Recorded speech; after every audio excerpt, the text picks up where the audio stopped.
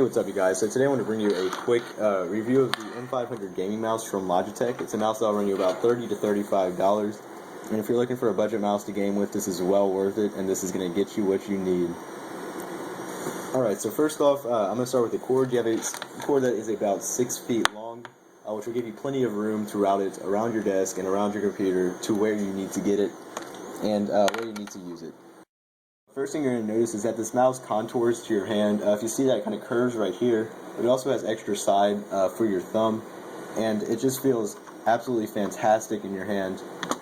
You know that you have a good grip on it, and I have fairly large hands, and it fits just fine in it, so it should work for just any sized hands just about. And I have zero complaints on how it feels. My hand never hurts or feels tired after using the mouse, and it just feels like you have something to rest your hand on while you're actually using it. And along the left side of the mouse, you'll see it has a full rubber side. That's to help keep your thumb in place. It's got a lot of grip, so this thing is not going anywhere while you're using it. As you can see, I can shake my hand and my thumb just doesn't move out of place. It's extremely grippy and it feels really nice.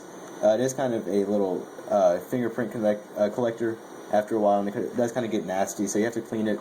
And but it is really nice and it feels amazing. You have a forward and a back button also on the other side.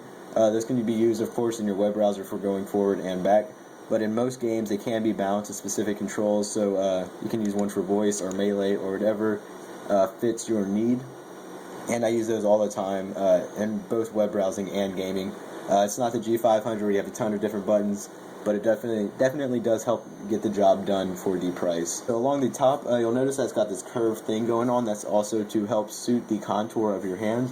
Along the left, you have a nice, just looking silver or grayish, matte gray kind of stripe, just to give it a fancy look. I have noticed that right where my index finger lays while clicking, the paint is wearing out. If you can see the little white stripe right there, but it doesn't affect the usage of the mouse. But it is kind of a cosmetic thing. If that's going to make you mad, I wouldn't recommend this mouse for you. You have your Logitech logo, of course.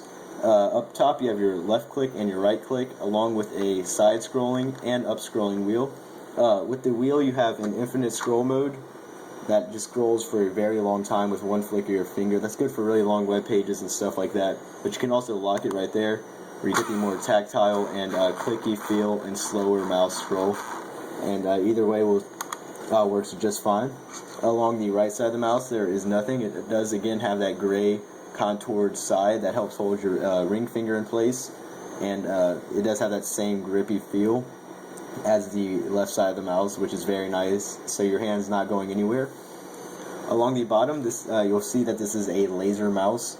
That means it's extremely precise and extremely sensitive, so it's good for gaming and just general usage. The sensitivity can be awkward at times to get used to in the beginning, but in the end it's well worth it, and you're going to end up loving it.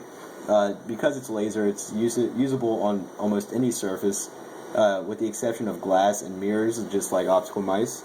And you also have 4 grippy pads, and that's not going to hold you back. Of course, it's still a very smooth mouse. That's going to stop you from sliding all over the place when you want to use precise movements such as sniping and stuff like that inside of a game. And don't be scared by those. It's not like on a keyboard where it stops it completely.